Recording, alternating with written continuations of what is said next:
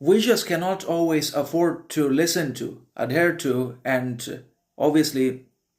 dwell in the principles of ignorance, arrogance, conformity, mediocrity, stupidity all the time, as is popularized and preached and practiced by the majority in the modern society and also by the whole and the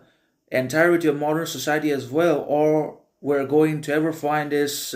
ignorance, arrogance, conformity towards modern laws, ideological principles, dangerous policies, and the acceptance and approval of all that is essentially materialistic, objective, modern in nature without any serious, sober consideration of what is right, what is legal, what is fair, what is good for the majority, what is good for all of us in the society of the world. There is no consideration as such because they are led fundamentally by ignorance and also by the pleasure principle. They are attracted towards and obsessed with acquisition and possession of more and more wealth, riches, success, money, attention, fame, and all of the artificialities and pretenses in their lives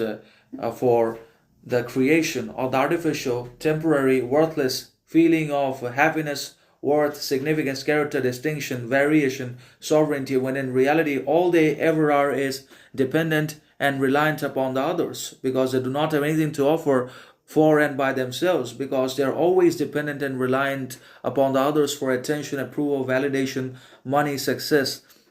etc. And we also cannot always afford to remain ignorant of history of what was done and achieved and succeeded before we were born, before us. We cannot afford to dwell in the principle of present and stick to the ideas of ignorance, arrogance, because that will lead inevitably to the fall and collapse of all in the world. No matter what we say, no matter our pleasures, comforts, possessions, successes, fame in our lives, but everyone collapses the moment we embrace ignorance, mediocrity, stupidity that leads also to the punishment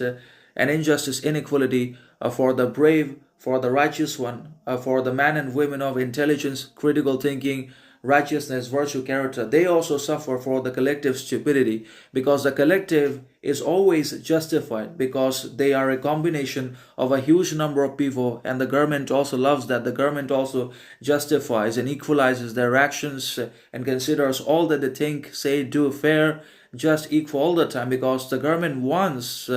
certain people to live in and adhere to ignorance, arrogance, conformity all the time. The government wants that group and composition of ignorant people so that they can be used as a weapon of destruction against awareness, against the man of critical thinking, reason, sensibility,